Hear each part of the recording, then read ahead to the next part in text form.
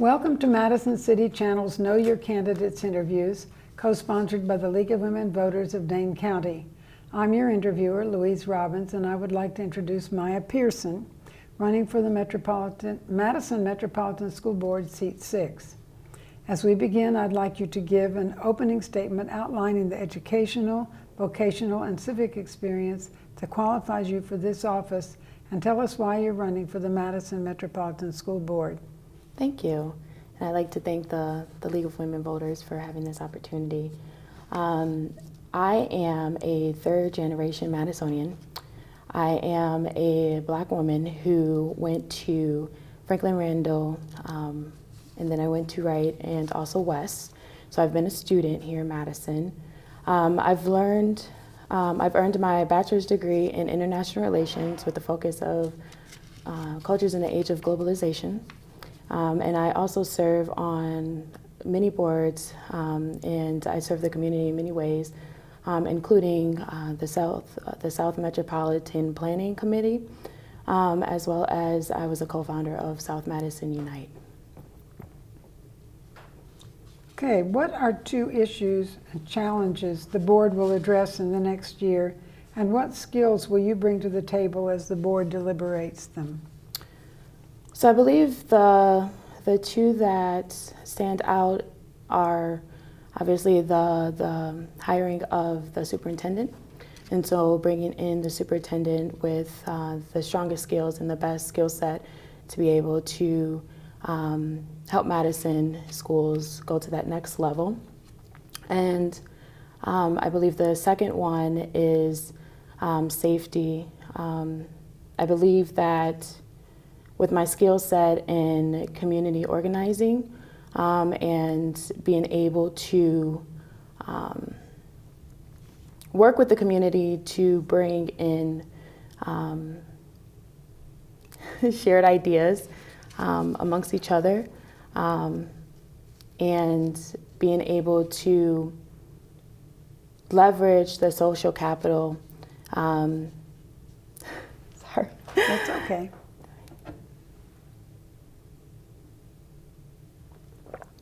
I think that I can definitely bring some skills to the board. What are you looking for in a new superintendent?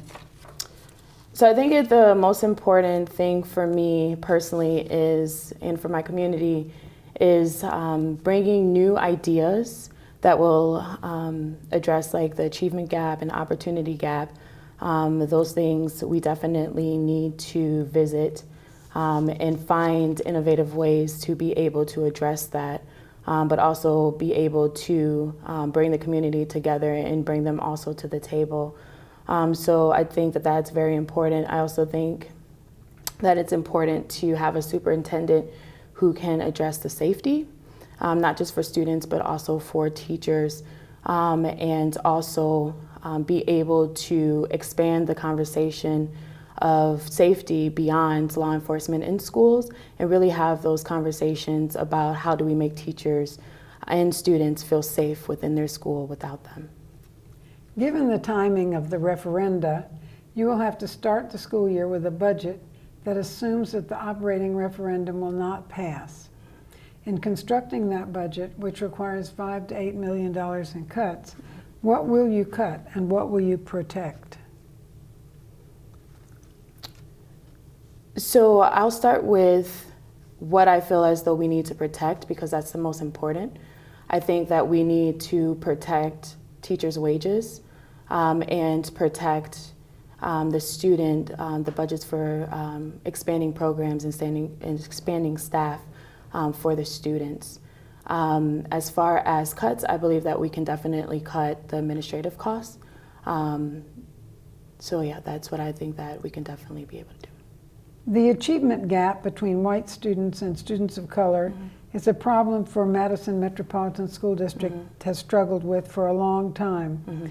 What do you envision as your role in helping the district address that gap? So I believe, again, that I can leverage my community organizing and bringing the parents of students, bringing the community into and finding innovative ways and rebuilding sustainable working relationships with teachers and parents. Currently, as a parent myself, I definitely focus on making sure that my relationship with teachers are great, to make sure that with that, then I can make sure my children have what they have or need to succeed. How would you rate the job the district is doing in creating a respectful environment for all students and staff and dealing with the issue of racial slurs? What would you recommend to improve the situation? I would rate on a scale. However, I think that the district definitely has done well in some responses, but I believe that there's a lot of work that needs to be done. I think that we need to figure out ways in which we can bring cultural competency, not just to schools, but also help the teachers understand their own, like each teacher understand their own culture and how it affects students, and then as well as have students also reflect on how their culture also plays in a larger scheme of school and education. I think that we definitely need to expand beyond just having workshops and actually figuring out ways in which we can have teachers input, students input, parents and community input on what it means to be Black or what it means to be a person of color, and really finding ways to make sure that when we are creating policies for that or for racial slurs, that we incorporate those ideas into that.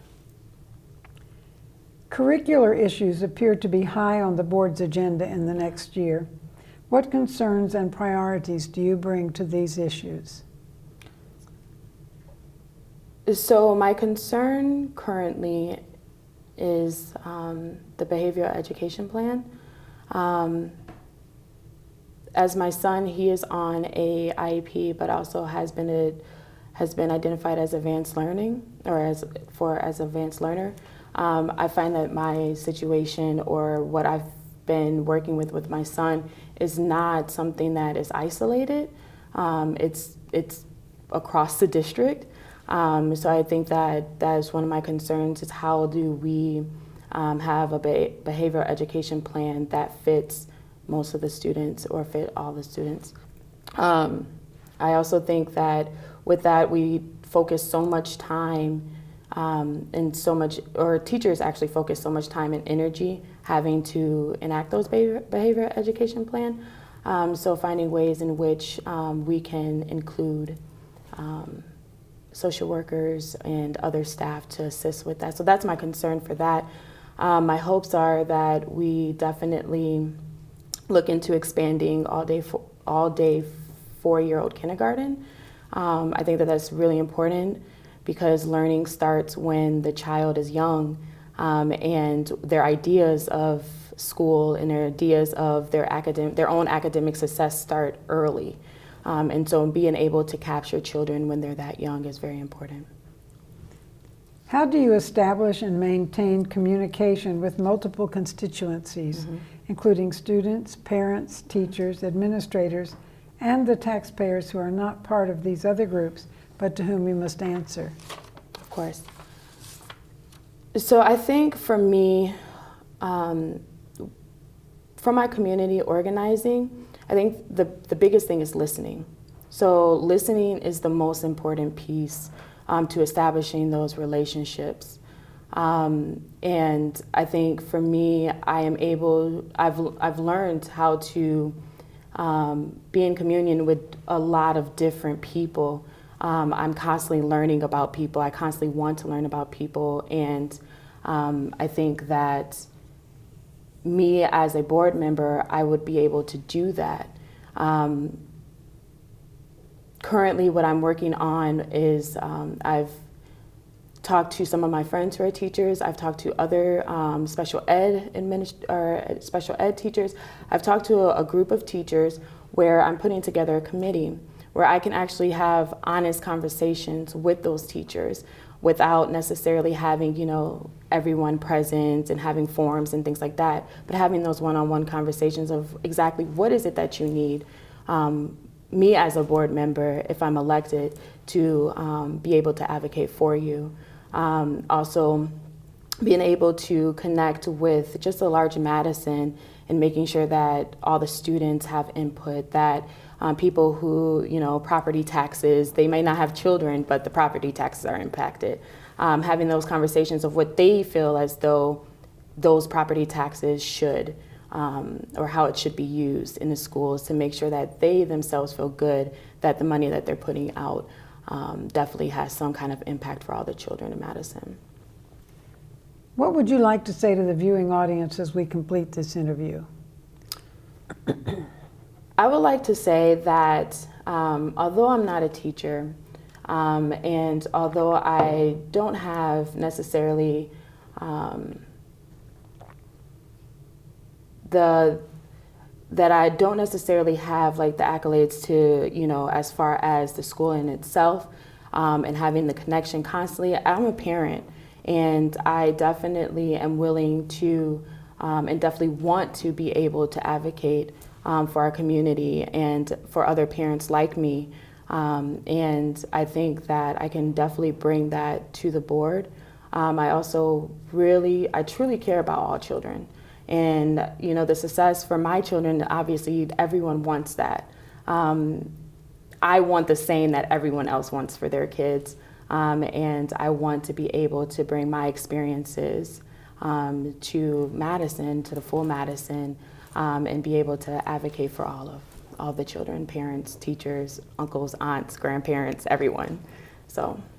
Okay. I want to thank Maia Pearson for speaking with us and the viewing audience for taking time to know your candidates.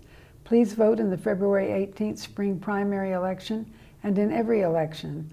On behalf of Madison City Channel and the League of Women Voters of Dane County, I thank you for joining us.